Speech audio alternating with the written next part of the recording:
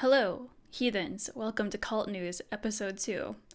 The first episode, my intro got cut off for a second, so I hope that delay was long enough, or not too long. So I'm very excited this evening. There is a lot of news going on, but especially I'm excited that Utada Hikaru is going to be live at Coachella tomorrow. It just got announced today. So that's not what this show is about, but I am planning on streaming that Coachella performance tomorrow on my Wikipedia channel on YouTube, so my main channel, and I think that's later on in the evening. I think it's like 9 or 10 Eastern. So yeah, check that out.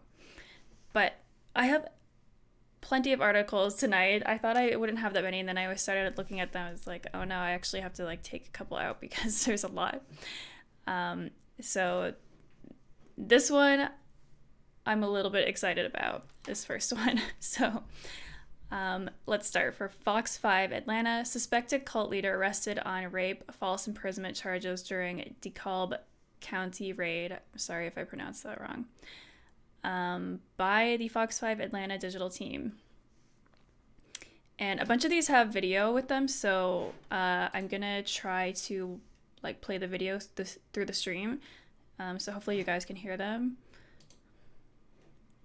New at 6 tonight, DeKalb County Police have taken an accused cult leader into custody, and tonight that man faces a number of charges including rape and false imprisonment. Fox 5's Portia Bruner has spent the day looking into the case and joins us now with what she's learned. Portia? Yeah, very interesting case here, Russ. I can tell you first off, Eligio Bishop, 40 years old, is being held here at the DeKalb County Jail behind me without bond, charged with some very serious crimes. Critics call the organization Carbonation a cult. I spoke to several members today who were all there yesterday when he was arrested, and they call him God, literally. God is a very loving being. He's very caring. He's very holy. The women and men who belong to the organization called Carbonation believe their leader, 40-year-old Eligio Bishop, is literally God. And they insist he should never have been arrested by DeKalb County Police Wednesday night at this home they say he rents here on Arbor Trace near La Vista Road. They were all here when police showed up unexpectedly. I came outside. Police were circling with the helicopter I seen first. Then I come to the front window. We see they're outside with guns pointed at the doors, pointing at the windows. This is a revolving door, and you can come in and out as you please. No one is going to hold you against your will here. But DeKalb County investigators say a woman who left this organization recently made very serious the mistreatment of women. After a search warrant was executed, Eligio was charged with rape, false imprisonment, and prohibition on nude or sexually explicit electronic transmissions. He's currently being held at the DeKalb County Jail without bond. We teach sexual education and we believe in nudity. Yes. And so that's one of the charges that's trying to be brought against my chief is for revenge porn. But the female that was here, the woman that was here, she gave consent to actually release it for sexual education. It's not just like porn, it's for educational purposes. Everything that happens sexually happens among adults. Correct. Yes. Consenting adults. Correct.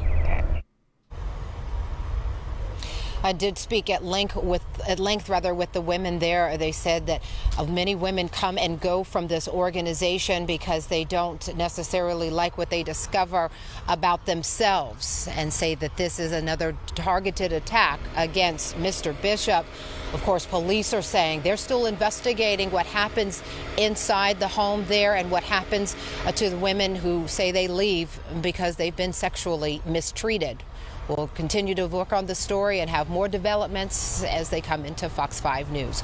Reporting live at the DeKalb County Jail, Portia Bruner, Fox 5 News. All right, some chilling stuff there. Portia, thanks very much. Let's talk about... Okay, DeKalb, I think I said that wrong. How do I stop this from playing? I don't know where that is. DeKalb County, GA. I think that's Georgia. More than 50 suspects. Okay, so let me clarify why I was excited to see this guy. So Eligio, I forget how they said it in the video. Not his real name, I believe. Oh, hello, Joseph M. Pierce. Welcome to the stream. So I have been following this cult for a few years now, and I used to follow them very closely, not in like a follower type of way, but like when I was researching for my own book about a cult, I came across this one, and this group has lived all over the place. They lived in the US and then they moved to Mexico, Honduras, and Guatemala, I think. And then now they're back in the US, obviously. And they lived in all those places illegally. So I believe this is not the first time Eligio has been arrested. I think it's probably like the third time. They were kicked out of areas before that they lived in illegally. And they're currently active cult, as you saw in the video. And what I found so interesting about them is that they seem so innocuous at first. The leader is this very like good-looking young guy. They did say he's 40, but he really doesn't look like it. And he's very like cut up. He's got a six-pack. He's always walking around with his shirt off. And the way I found him is I literally was just looking up videos on living in the jungle and like living in Honduras. And I just happened to come across this cult in Honduras, which was just like a fun coincidence for me. I shouldn't be saying it's fun or enjoying it because these are very serious charges that have been handed to him. So, but what I mean is the way I came across them was just like this interesting coincidence, because my book, my first novel, takes place in Honduras, about a cult. Well, partially in Honduras, like the second half of the book. So, yeah, he just is kind of like the typical cult leader where at first he seems very all about nature, as we'll get into in the article. One of his nicknames is Nature Boy.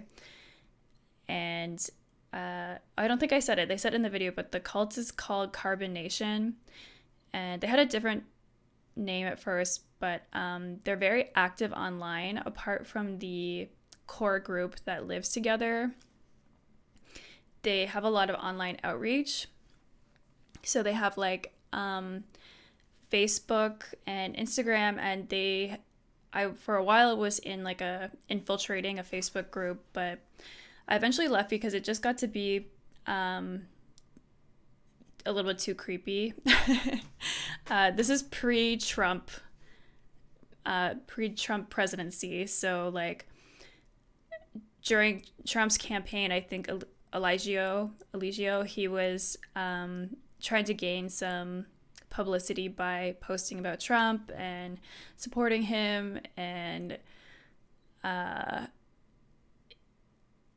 in defense of like Trump's rape allegations.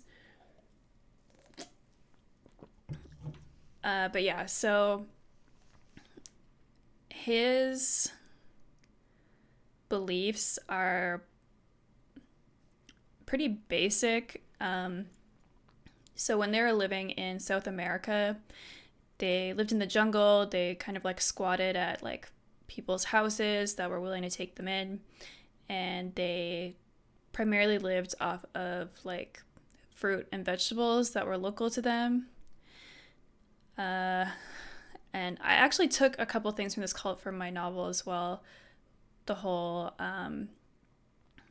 like vegetable deliveries that they did, and this guy Eligio, he is of course polygamous, so he has like his first wife, and then like as more women joined the group, he would sort of rope them in. So I think when I stopped following him on Instagram, he had 3 wives, and the first one had been pregnant, and he kept saying in all his videos that they were having a home birth.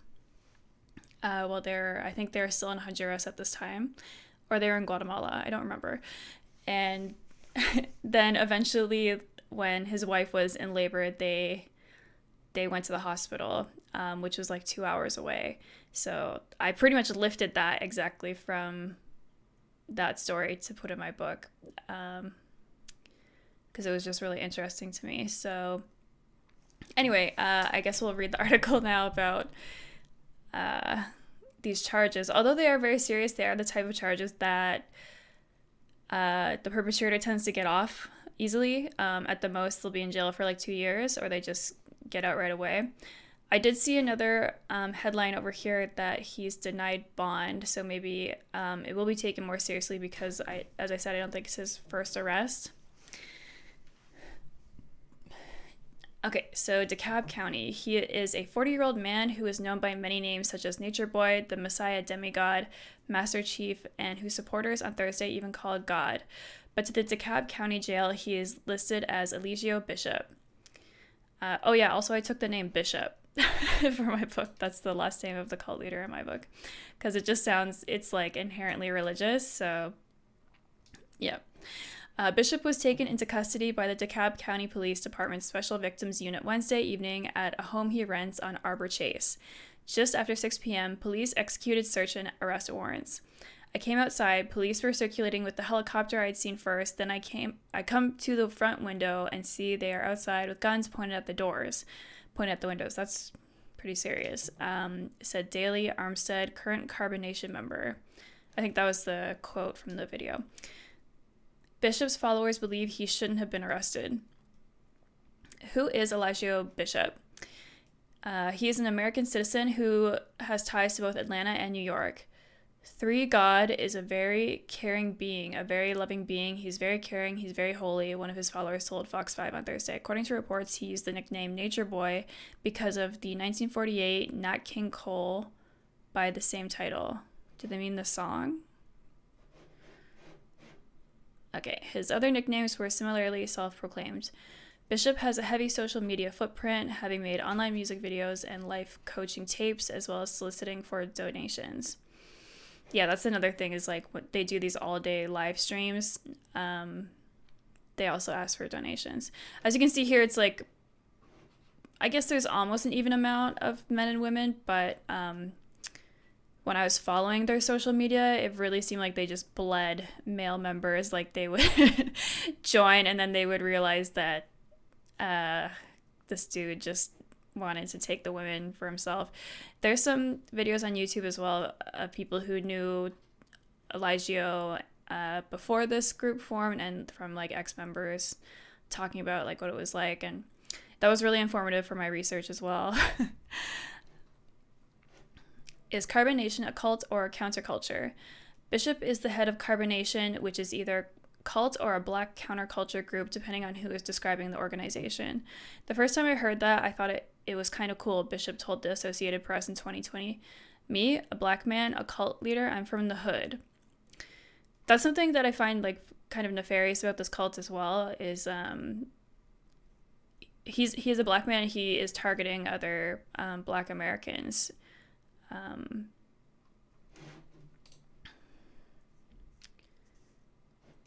Joseph M. Pierce, are you originally from Atlanta?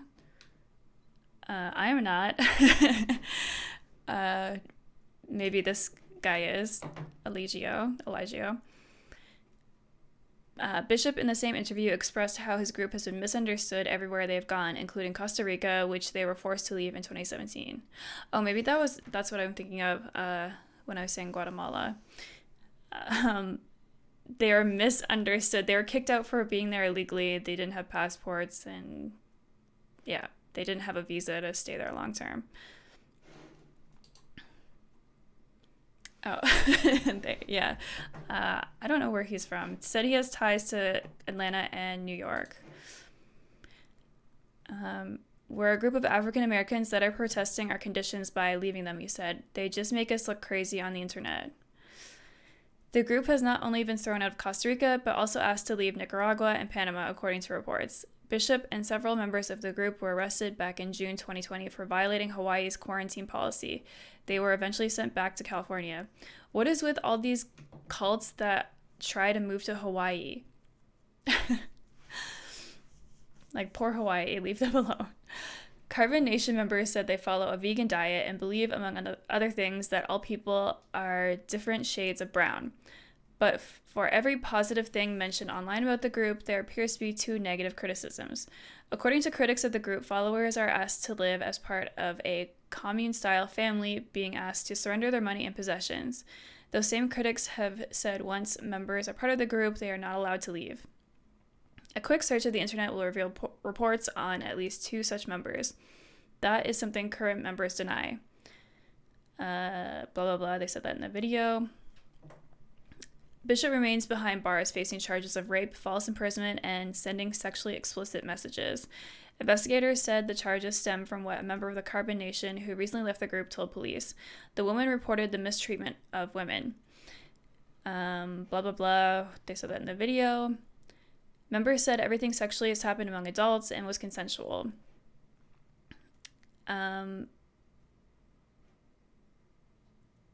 Yeah, basically what they said in the video. I think that's the end. Yeah.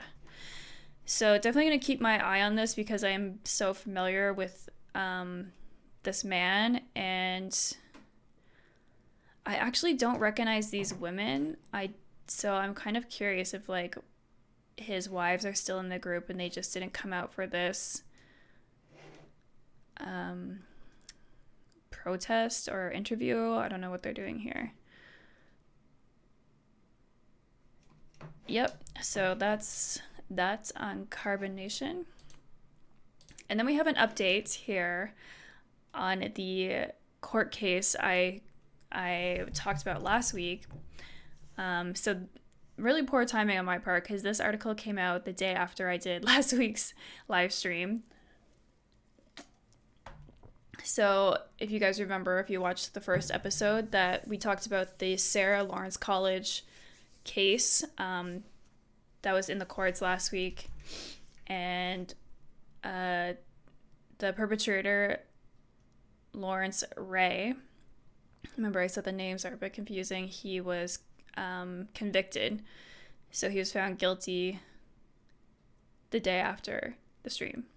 Yeah, so this is on Eyewitness News. I don't know if you say this ABC 11 or 11 ABC. Yeah, I'm Canadian, so that's why I'm not familiar with like the States stuff. So, yeah, we'll watch the video first. Leader of a sex cult at Sarah Lawrence College, guilty on all counts. Larry Ray will likely now spend the rest of his life in prison for more than a decade of abuse he put people through. Eyewitness News reporter NJ Burkett is live outside federal court in Lower Manhattan. NJ? Right, Sade, after 3 weeks of testimony, it took the jury barely 5 hours to render the verdict. Guilty on all 15 counts in the indictment. And yes, the allegations are revolting. Lawrence Ray was convicted today, Sade, of using threats, intimidation, even torture to dominate and control his victims, luring them into what was described as a sex cult shortly after moving into his daughter's dorm room at Sarah Lawrence College in Westchester. Prosecutors say it was there where he drew young people into his orbit through lies and manipulation. Prosecutors say he subjected them to physical, mental, even sexual abuse. Several of the victims testified at trial here, one of them saying she was forced into prostitution. The defense insisted all along that Ray was the victim, that his former friends had turned on him with false and unproven allegations. But prosecutors say it went on for 10 years, long after Ray had moved out of the dorm at Sarah Lawrence. Quote, he used violence, threats, and psychological abuse to try to control and destroy their lives, said U.S. Attorney Damian Williams. He exploited them. He terrorized them. He tortured them. Let me be very clear, he said. Larry Ray is a predator, an evil man who did evil things, end quote. Lawrence Ray showed no emotion here as the verdict was read. He is 62 years old. As Bill said a moment ago, he faces up to life in prison at his sentencing here in September.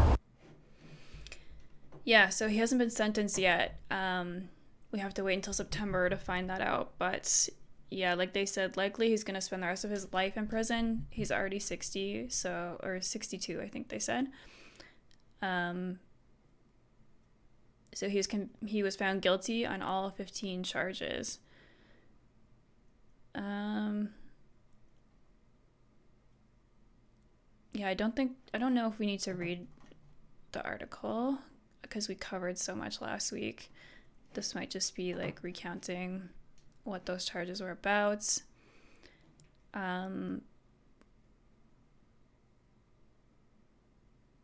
He's been in custody since early 2020. His lawyers declined to comment outside court and did not immediately return email messages seeking comment.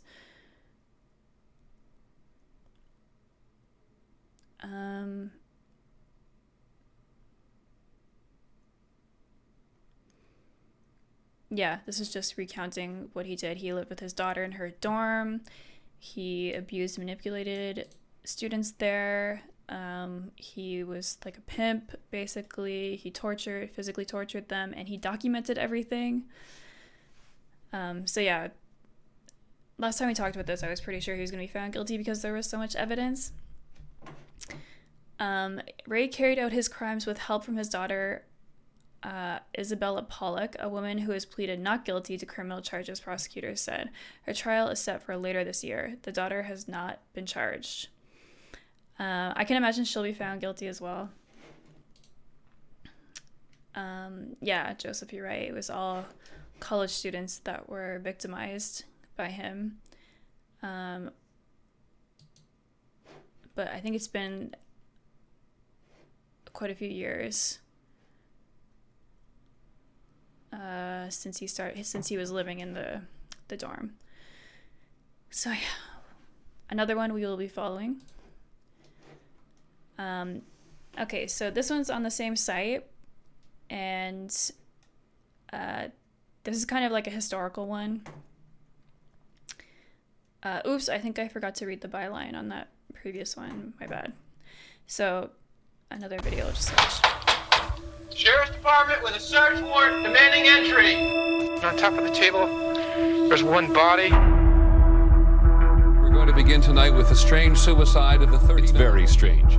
March 26, 1997. America reels at one of the most bizarre stories in the history of cults and religion. These are grand total to 39. 39 people deceased.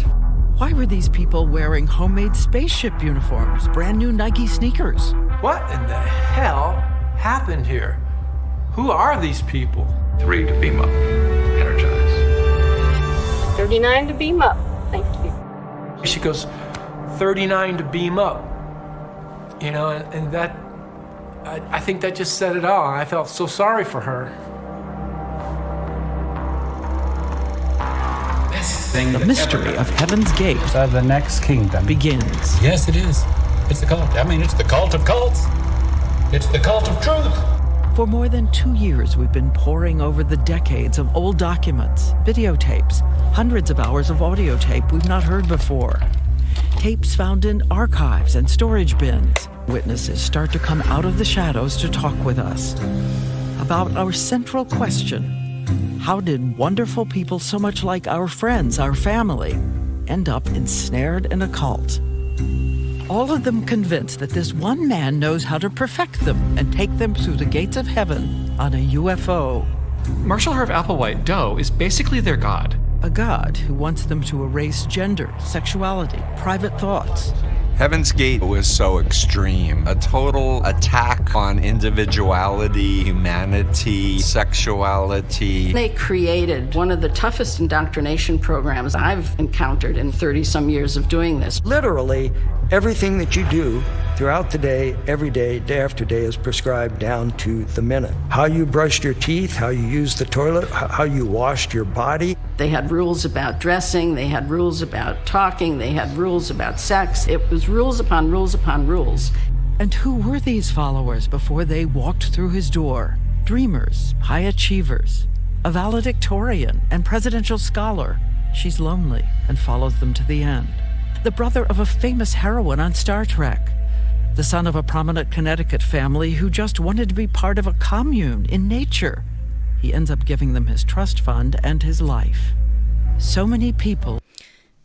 This trailer is making some really good points so far, but that one about the trust fund, that's come across my research several times where like a few cults, they're partially funded by someone who they have an inheritance or I I heard that with the Carbonation cult as well. There was a member who his parents or one parent passed away when he was only like 20, and he took his inheritance and the life insurance payout and forked it over to Carbonation. That helped fund their cult activities. Vanishing into a cult while their parents, children, lovers are desperate to find them. And my parents ran the Heaven's Gate cult. My wife was Yvonne. What happened to my brother? Is he still living? I had no idea. This was the love of my life. The gentleman said I'm from the coroner's office in San Diego. So I knew immediately why he called and that all hope was lost. This sense of betrayal and literally asking the question to myself,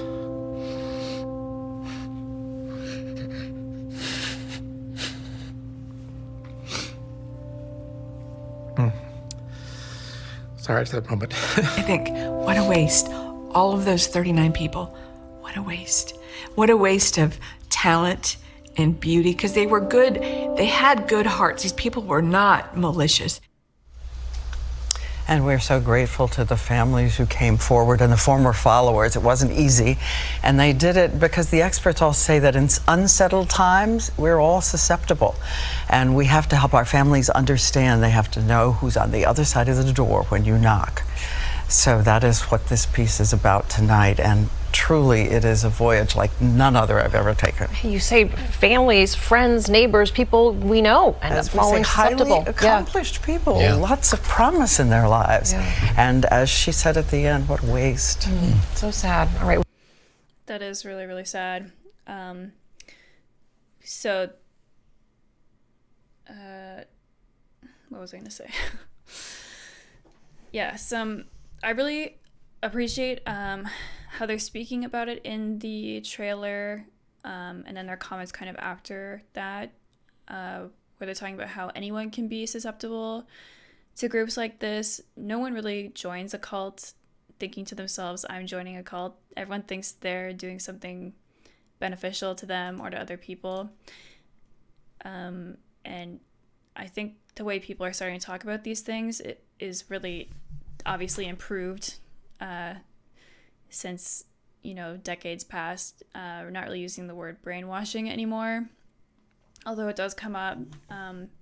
But I think what, especially in this group, is apparent with the Heaven's Gate cult is that people joined because they couldn't really find a way out from their negative emotions or negative scenarios they might have been, and then joining a high control group that tells you, like they're saying, like how to shower, like what to do every hour of the day, then it removes those burdensome thoughts to a certain extent.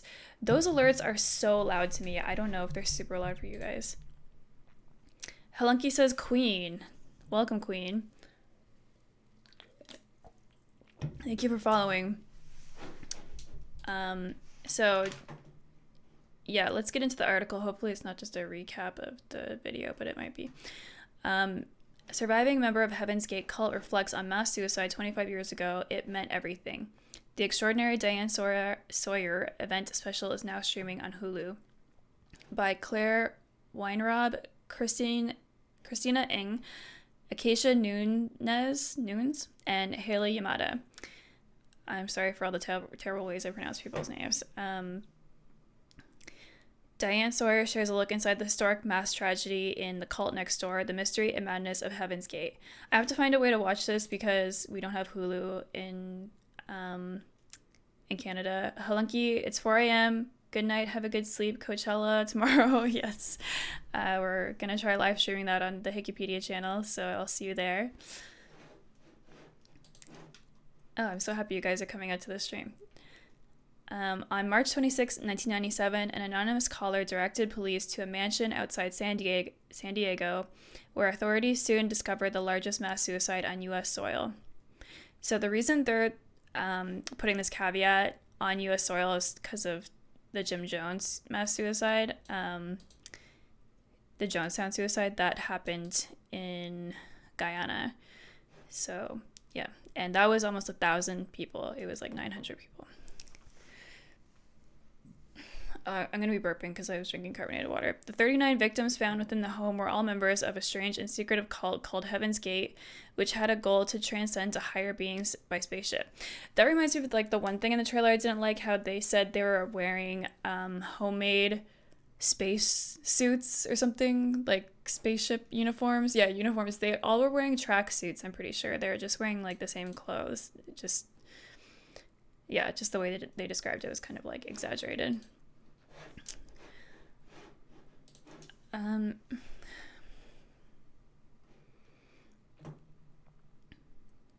The anonymous caller was Rio D'Angelo, a surviving member who left the group after 3 years and was to stay behind and tell the world about the group's story. Rio D'Angelo, who wished to conceal his identity, was a member of Heaven's Gate for 3 years. I was always looking for answers, looking for purpose in my life, said D'Angelo. I loved these people. It meant everything to me. D'Angelo first spoke to ABC News' Diane Sawyer in 1997. We lived like we were living in a monastery. We were all celibate individuals looking forward to self-advancement, said D'Angelo. Heaven's Gate began in the early 1970s with co-founders Marshall Herff Applewhite and Bonnie Lou Nettles. Applewhite was the son of a Presbyterian preacher and became a talented stage actor and singer. He struggled with his sexuality and had a complicated relationship with his father. He's so creepy. At a moment in his life when he was depressed, hearing voices in his head and having apocalyptic visions, he met Nettles. She was a nurse and mother of 4 children. She had already believed in UFOs and astrology prior to meeting Applewhite. According to former friends and colleagues, she said the voices in his head may be spirits from above telling him he one day could be a divine teacher. And that's them there. Applewhite and Nettles told their followers that the human body was a vehicle to carry their soul and that the Savior had returned in the human form of Applewhite, who was called Doe. They set out to start their own religion and seek out followers. They told people interested that if they joined them, they could learn how to be pure enough to be invited to heaven too. Over the course of several years, Applewhite and Nettles required their followers to adhere to increasingly more strange and severe rules, including severing all contact with family and friends and encouraging adopting an asexual appearance. In later years, some members of the group underwent castration. That's probably the thing that this group is like the most famous for, other than the mass suicide, is I think it was only 5 members. They went to Mexico and like paid for this surgery.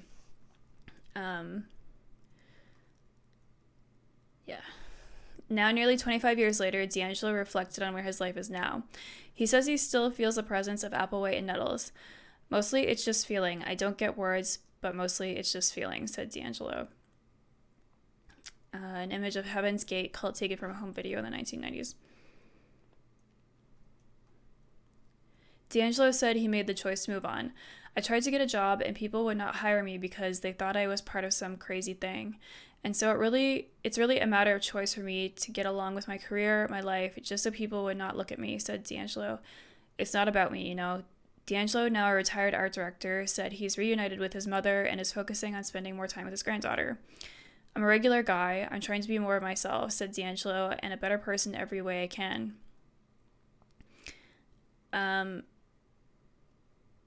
Yeah, there's a really, really good series on this that was done by The Last Podcast on the Left. They did a several episode series on this group. So, yeah, that is Heaven's Gate. I'll have to try and watch that. I think it's a mini-series.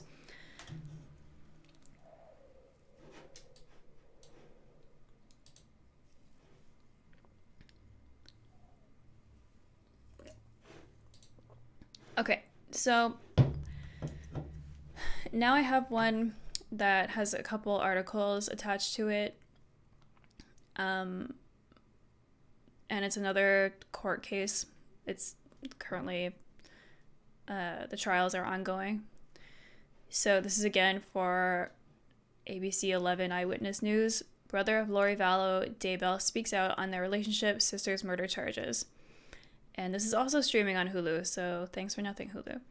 By Janice Johnston, Gwen Gowan, Sandy Evans, Jennifer Smith, Ed Lopez, Mike Replier and Haley Yamada. This is a video, so we can watch this one too. Chad and Lori are on a beach in Hawaii.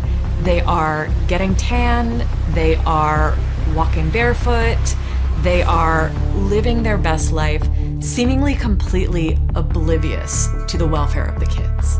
Lori, tell us where your kids are. Everybody wants to know.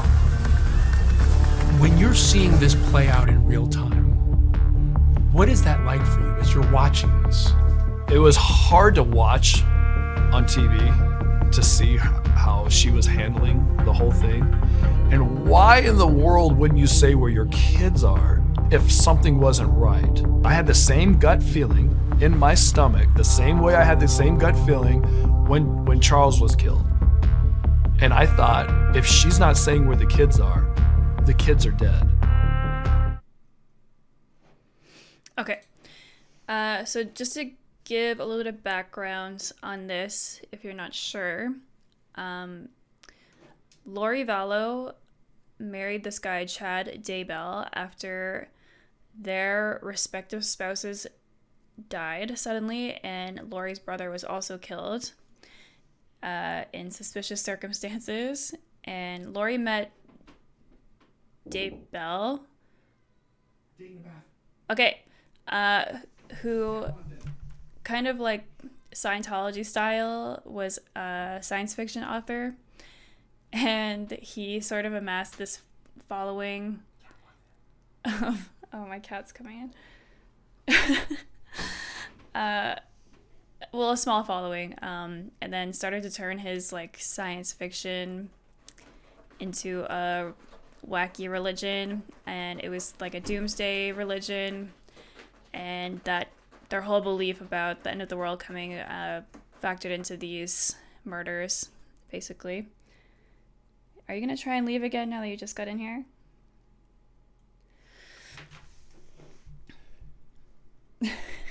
My cat is waiting by the door. Okay. Going to the article. Adam Cox has a hard time coming to grips with what has happened to his family. Our family is nothing the way it used to be.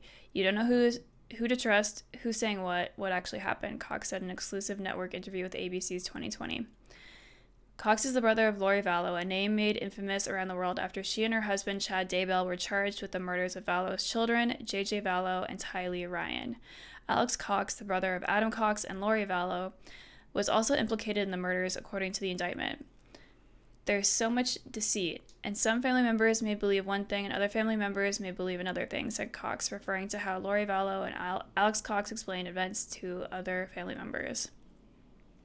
Cox remembers his younger sister from a simpler time, growing up in Southern California as the middle of 5 siblings, teaching her how to shoot a basketball, her joining the cheer squad in 9th grade, even her brief marriage to her high school sweetheart.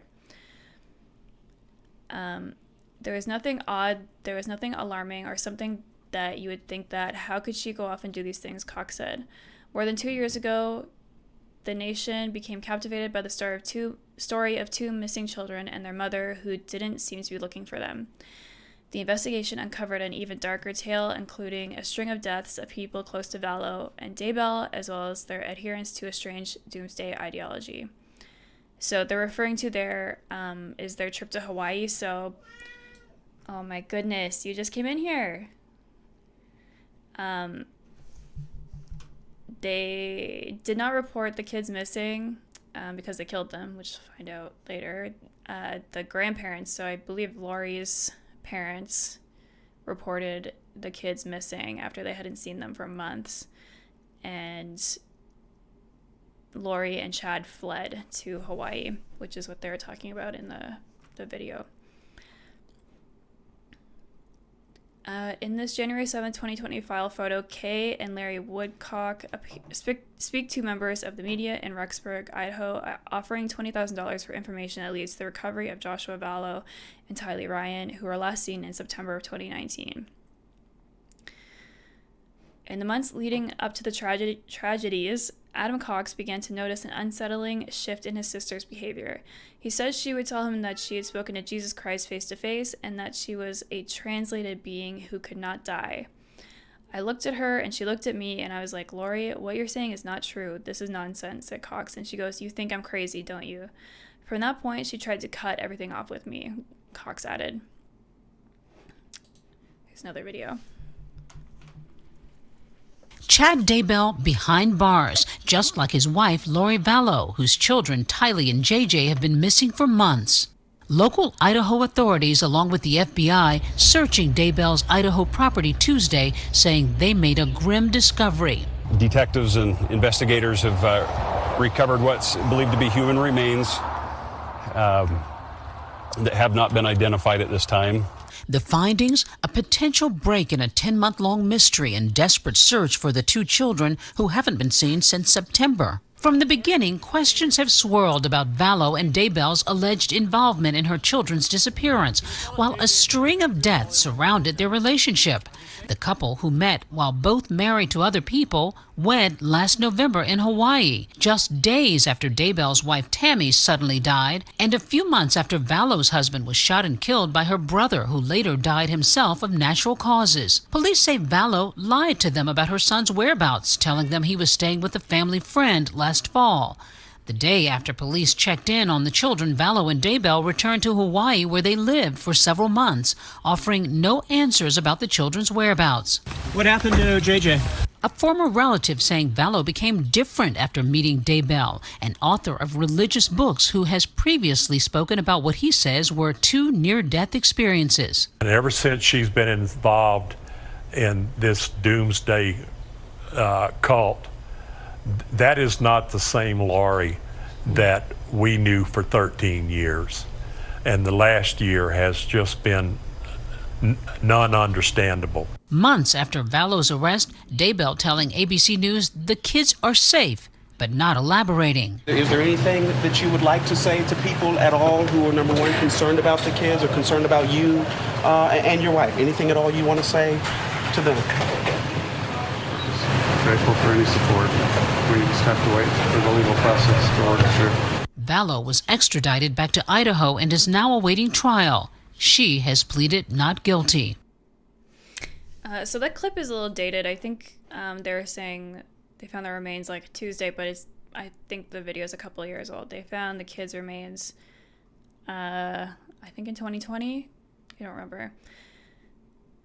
Are you okay? You want to come here?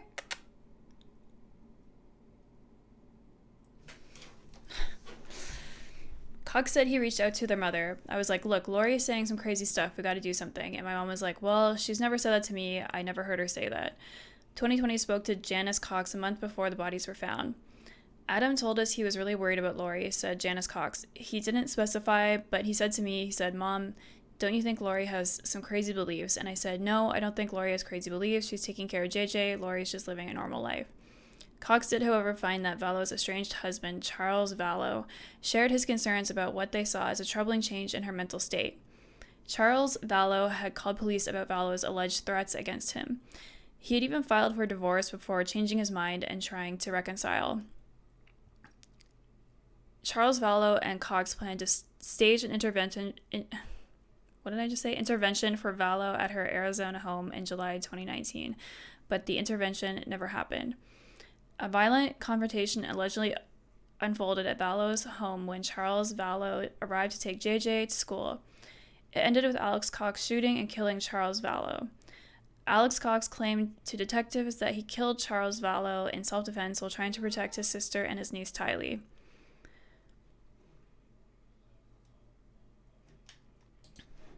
There's another video here. Will, thank you. The children's grandfather, Larry Woodcock, joins us now from Idaho. And Larry, I know through this whole experience, you haven't lost hope. How are you feeling today? Do you believe you will see your grandchildren later today? Do I believe? Yes, I want to believe that. Do I think that she's going to bring them? Honestly, no. I know Lori well enough now from the last year. Obviously, I've known her for 13 years. And the Lori that is supposed to be here today with the children, I pray every day. I prayed since this started, since they found her, that the both of the children are here, and they show up, and they're healthy and are just being their normal selves. Do I honestly believe she'll bring them and do as the warrant said, about producing the children in this day? I'd be very surprised if she did. Nothing with Lori right now makes sense. There are so many whys, and the big one is, why would Lori not tell authorities? Why would Lori not produce her children? Do you have any answers? At this point, no, I don't have an answer. I've got speculation, but I don't have a truthful answer. Larry, I know that Lori and her husband are reportedly what some call doomsdayers. Do you believe that their belief system is part of the reason why your grandchildren are missing? I have to at this point, because if Lori loved JJ and Tylee the way that she did a few months ago, let's just say 10, 12 months ago, then those children would be with her. And ever since she's been involved in this doomsday cult, that is not the same Lori that we knew for 13 years. And the last year has just been non-understandable. We just don't understand how any mother can walk away from her children for months now, and then 2.5 months prior to this. So I don't know who that person is anymore. I don't understand it. I don't understand how you lose the love for one of the most kindest young man. He's 7 years old, but he's my little man, and just walk away. We will be thinking of you Absolutely. and your family Both of them. later today. Larry, thank you so much for joining us this morning. We appreciate your time. Oh God, it's so sad. I feel terrible for those grandparents. So initially, Lori had said that the kids were staying with relatives and then wouldn't disclose where or who they were with. So then the police kind of started a manhunt for them. I don't think they found their remains for like a year. So yeah, I think the grandparents were expecting for a while to find them alive. It's just so heartbreaking. And now that this has been going on for a while, I kind of speculate that deep down Lori just wanted to be with Chad. So she wanted to like get the kids out of the way. But maybe it was their like religious beliefs after all. I'm not sure. In the final years of their marriage, Vallow had reportedly become fascinated with Daybell, an author of religious doomsday novels. In order to be closer to Daybell, a married father of 5, Lori Vallow, JJ, Tylee, and her brother Alex Cox relocated from Arizona to Rexburg, Idaho in September of 2019. Daybell's wife, Tammy Daybell, died unexpectedly in October of 2019. So a month or so later after they moved there is extremely suspicious. Police say the last time Tylee was seen alive was on a trip to Yellowstone National Park on September 8th, 2019. JJ was last seen alive in Vallow's apartment on September 22nd, 2019, according to law enforcement. Growing desperate after months of silence from Vallow, relatives of JJ turned to the authorities for help. Police in Idaho conducted a welfare check at Vallow's home on November 26 and were given differing explanations of the children's whereabouts that were determined to be false. Police returned the next day to find Vallow gone and her home vacated. Not suspicious at all. Unbeknownst to many of Vallow and Daybell's friends and family, they had already married earlier that month in Hawaii in an intimate beach ceremony. On December 20th, 2019, Rexburg police and the FBI issued a press release announcing JJ and Tylee were missing and endangered and that Vallow and Daybell had fled the area, launching the story into national headlines. The newlywed couple was eventually located living on the Hawaiian island of Kauai, and they would not answer questions about the children's whereabouts. I had the same gut feeling in my stomach, the same way I had the same gut feeling when Charles was killed, said Adam Cox, and I thought, if she's not staying where the kids are dead. Eventually, a forensic examination of Alex Cox's phone led investigators to the backyard of Chad Daybell's property, where on June 9th, 2020, the buried remains of JJ and Tylee were discovered. JJ's body had been wrapped in plastic and duct tape, while Tylee's remains had been dismembered and burned. I know I went into shock again and thought, why in the world would they kill the kids and then bury them on Chad's property, said Adam Cox. It's heart-wrenching. It's an emotional disaster. You get a sick feeling in your stomach that could even happen. Vallow is now charged in connection to 4 deaths in 2 states. Vallow's children, her husband Charles Vallow, and Daybell's former wife Tammy Daybell. I'm not sure if they're investigating her brother's death. It seems very suspicious to me too. Daybell was also indicted in connection with the death of Vallow's children, along with other charges that include conspiracy to commit murder in the death of his wife, and also on 1 count of first-degree murder in her death. Investigators believe that Alex Cox, who was determined to have died from natural causes in December, played a role in all of the killings. Adam Cox is still struggling to make sense of everything that has unfolded. Whatever plan they had, I really believe that they thought they were going to get away with it, he said. Lori Vallow and Chad Daybell's trials are both scheduled for 2023 in Idaho. Daybell has pleaded not guilty, while Vallow has been deemed incompetent to stand trial and is receiving treatment at a mental health facility. She has not entered a plea. Adam Cox said he cannot even begin to fathom what justice looks like for JJ and Tylee. Jail for the rest of their life is not good enough. Death isn't good enough, said Adam Cox. If you think about what those kids went through, is there anything that could bring justice to what happened to those kids? Yeah, it's terrible. So then we have another article on Lori here. Sorry, I scrolled down. So at the end of that article, they mentioned that she had been sent to a mental health facility and she's now been discharged and back in a regular jail. So this one is for the dailymail.com by Andrea Blanco. Cult mom Lori Vallow's new mugshot as she heads back to jail after spending 10 months in mental health facility after a judge deemed her competent to stand trial for the murder of her children aged 7 and 17.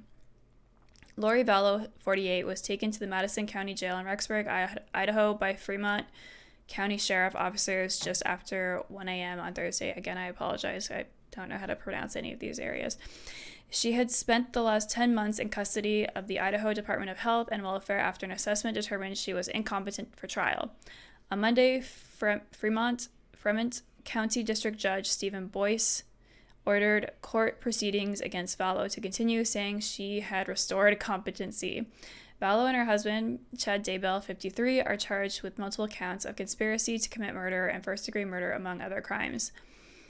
The charges are in relation to the deaths of 7-year-old Joshua J.J. Vallow, 17-year-old Tylee Ryan, 2 of Lori Vallow's kids, and Chad Daybell's first wife. I've said it since day one, she is not competent. She knows how to play the system. She's played it her adult life, JJ's grandfather, Larry Woodcock, said. I believe she has 2 other sons who were like adults already at the time of these murders. So I don't know if they're going to be mentioned in here. This is basically what was just said in those points. Actually, it's just exactly those points. So those are the kids there. JJ and Tylee. Vallow is also charged in Arizona with conspiring to kill her former estranged husband Charles Vallow with the help of her now deceased brother Alex Cox. So I don't know what involvement her brother had with the whole doomsday beliefs, like how he got involved with that murder. Their indictments allege that the couple became convinced that their victims were zombies who had been possessed by dark spirits and can only be released through death. Vallow had been confined to a state psychiatric hospital since June 8, 2021, after she was found incompetent to stand trial following a psychological assessment performed by a clinical psychologist. Her stay at the psychiatric facility was extended several times before her competency was restored Monday. Vallow is accused of killing 2 of her children, JJ, and Tylee with the help of her husband, Chad Daybell. JJ's grandfather said he will be in court for Vallow's arraignment Tuesday and trial in January, hoping the system gets justice for his grandson, who he called special and brilliant. He was just a special little boy, Larry Woodcock said. I promise you, I will be sitting so close to them, I can iron their clothes from the back.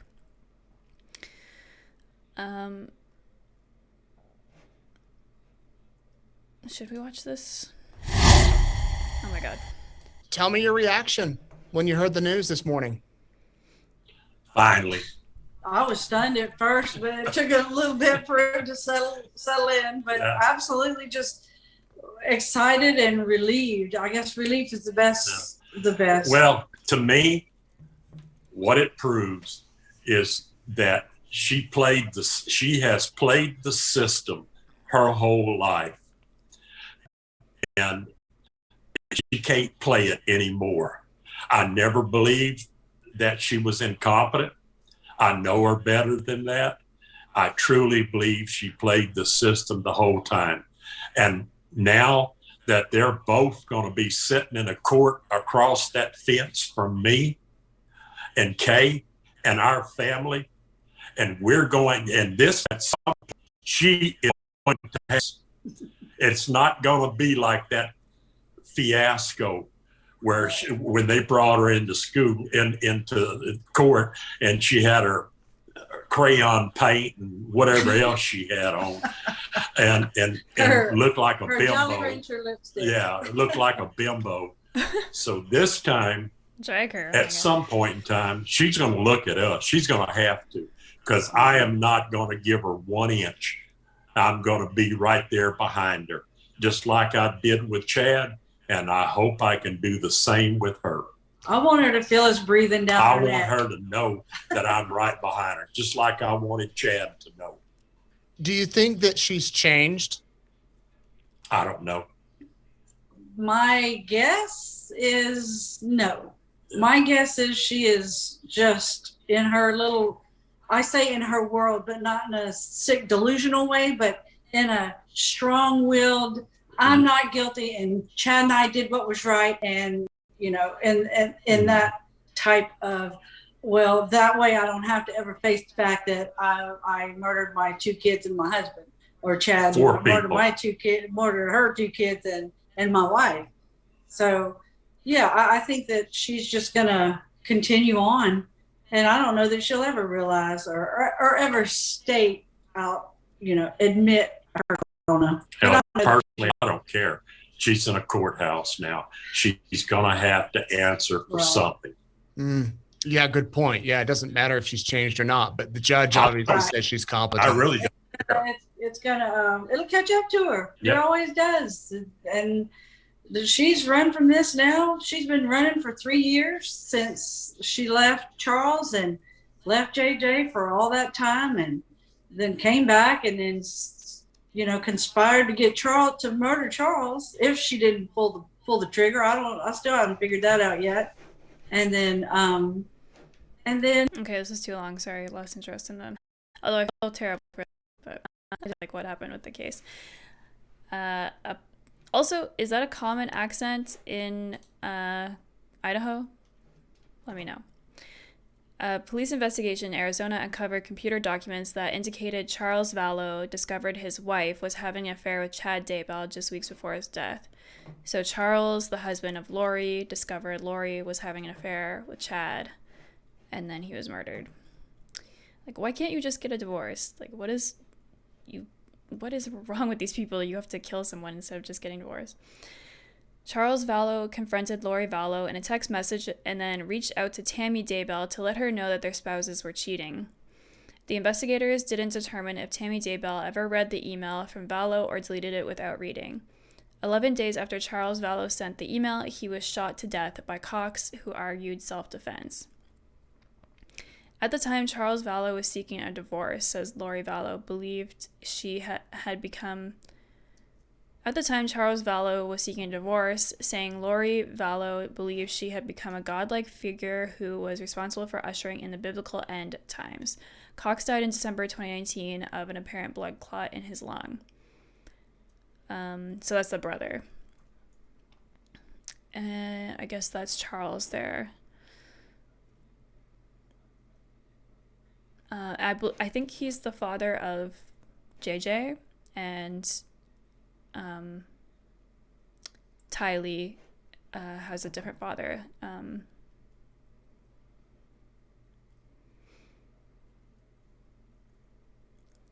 Lori Vallow left and Chad Daybell Wright were said to have extreme religious beliefs. Detectives believed that the couple's belief system, lust, and greed also led to the deaths of Tylee Ryan, JJ Vallow, and Tammy Daybell. Shortly after Charles Vallow's death, Lori Vallow and the children moved to Idaho, where Chad Daybell lived. He ran a small publishing company, putting out many fiction books. He wrote about apocalyptic scenarios loosely based on the theology of the Church of Jesus Christ of Latter-day Saints. He also recorded podcasts about preparing for biblical end times, and friends said he claims to be able to receive visions from beyond the veil. I tried to find this podcast a while ago, but I couldn't. He was married to Tammy Daybell, who died in October 2019. Authorities grew suspicious when Chad Daybell married Lori Vallow just 2 weeks later, I think they mean, and Tammy Daybell's body was exhumed. Although the autopsy results have never been publicly released, but Tammy Daybell's son, Garth Daybell, said last year authorities told him they believe his mother died by asphyxiation, which is like suffocating, I believe. Then in November 2019, police began searching for Tylee and JJ after relatives raised concerns. Police say the Daybells lied to investigators about the children's whereabouts before quietly leaving Idaho. They were found in Hawaii months later. Tylee was last seen, we already know this. So that's the kids there, and Alex Cox. So is that the uncle that was killed? Yeah. I don't remember. Is it Alex or Adam that is the surviving one? And that's Tammy Daybell, who pretty clearly was killed by her husband, but I guess we'll find that out later in his trial. It's not clear what happened to her, but police say the next day Cox's cell phone data shows he made a trip to Chad Daybell's property and was near where the children's bodies were found. Also on September 9th, 2021, investigators say Chad Daybell texted Tammy Daybell, reportedly telling her that he decided to burn some plants and also had shot a raccoon, which he buried in an area of the property where the family had previously buried dead pets, according to the court documents. The detective said in the documents that he was suspicious because raccoons are normally nocturnal, and the text said the animal had been shot during the day. Lori Vallow's longtime best friend, Melanie Gibb, said she was told Tylee was attending school at a nearby college, though investigators later found the teen had never been enrolled. Gibb also said JJ's behavior appeared to be typical, despite his mother claiming he was acting strangely. The last time Gibb saw JJ was September 22nd, 2019, at Lori Vallow's apartment. Cox left his nephew for his apartment nearby. Gibb told police, and when they returned, JJ appeared to be asleep, with his head on Cox's shoulder. That's the kids again.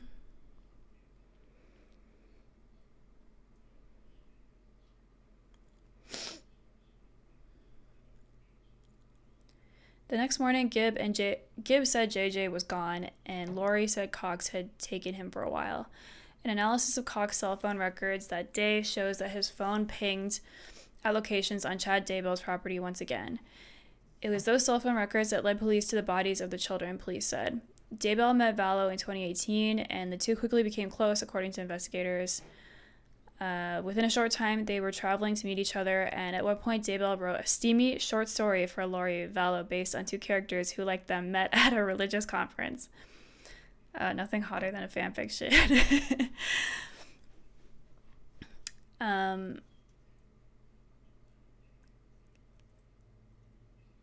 Daybell and Vallow communicated with each other using code names or pet names like Lily, Bubby, Raphael, and sometimes issued standard text messaging, instead using burner phones or messaging systems inside of a popular karaoke phone application, according to computer and phone files found by investigators.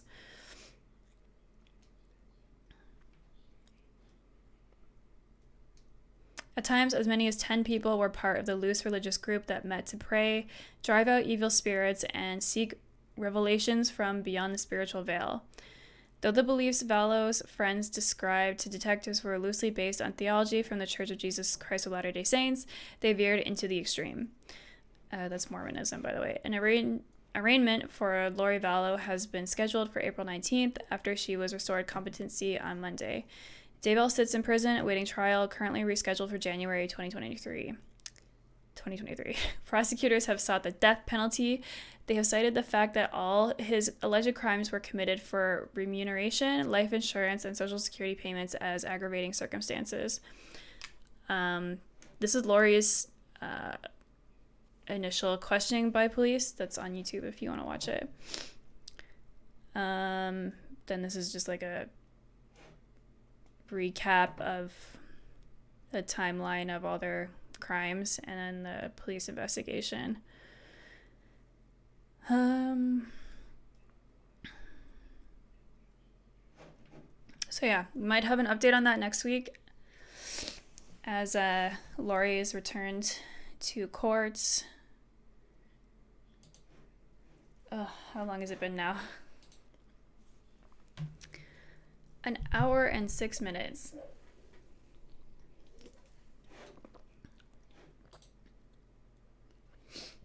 Okay, I'm gonna remove one of these articles, but this is one of the ones I was gonna go over. I just don't have the voice to do it, I don't think. It's about someone who was part of the Rajneesh Osho's group that is on the Netflix docuseries Wild Wild Country, which I've watched. And she said she was convinced to be sterilized or have like, I don't know if she had like her tubes tied or had a hysterectomy when she was only 25, and it obviously like changed her entire life. So yeah.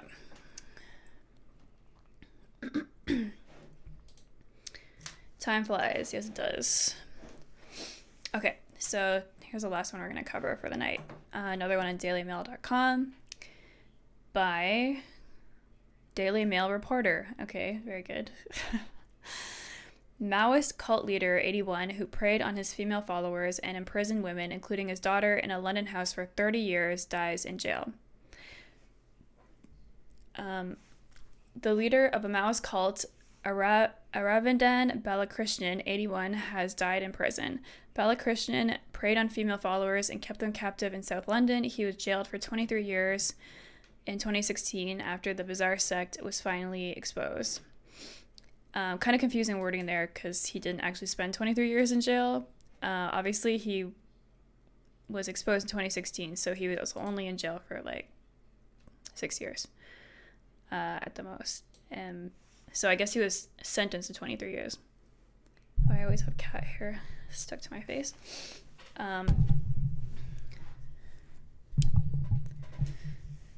The leader of a Maoist cult who preyed on his female followers... Why does it just keep going? God damn it. And kept them captive in a South London house for 30 years has died in prison. Aravindan Balakrishnan, 81, of Enfield, called himself Comrade Bala and brainwashed the women, including his daughter Katie Morgan Davies, into thinking he had godlike powers. He was jailed for 23 years in 2016 after the bizarre sect, which he had been running since the 70s, was finally exposed. Balakrishnan, who was convicted of offenses including child cruelty, false imprisonment, and assault, died in HMP Dartmoor yesterday, the BBC said. That's a picture of the horrible creep. During his... Oh my god, this caption scared me. HMP Verne on the Isle of Portland, Dorset, houses 580 sex offenders at its remote location. Like, can you imagine living with 580 sex offenders? This is so creepy. During his trial at Southwark Crown Court, jurors heard that over 30 years he raped 2 of his followers. He also terrified his prisoners with a fictitious robot he dubbed Jackie, which he said could read their minds. Comrade Bala's political activities were said to have been motivated by British colonial cruelty, where he was brought up in Singapore. Born in a village in Kerala, India, Balakrishnan had moved there with his father, a clerk at the British naval base, where he went to school and completed his undergraduate degree. In 1963, he sailed to Britain on a British passport and applied for a degree course at the LSE, a hotbed of political activity. He said he had come from a state of emergency in Singapore after the Second World War, where the cruelty was unbelievable, especially the people who had helped Britain against the Japanese. The cruelty, killing, torturing, arresting, and whole families were deported back to China. That is not something anyone can like, he told the court. This is his daughter here, Katie. He soon became involved in the political scene, describing himself as a revolutionary socialist. He began public speaking and recruited fellow students, particularly Malaysian nurses, for his cause. In the early 1970s, Balakrishnan officially set up the Workers' Institute in a bid to overthrow the fascist state and insisted his followers call him Comrade Bala. The main belief instilled in the group was that only he and the Chinese dictator Mao Zedong had the authority to lead the world to revolution to establish an international dictatorship of the proletariat. I don't know what that means. Over time, his political views appeared to become more extreme. During the trial, the jury heard terrifying details of how followers were ordered to rejoice in the deaths of anti-communists. Balakrishnan apparently wished 3 million people had died in the Tiananmen Square massacre rather than the 3,000 who lost their lives. So yeah, he's a horrible creep. He was arrested several years ago, but he just died April 8th, I guess. And then just to cap off is some words from his daughter here. Katie, she's been really outspoken recently. I believe she's written a book about her life, and she's appeared on a couple different shows talking about her experience.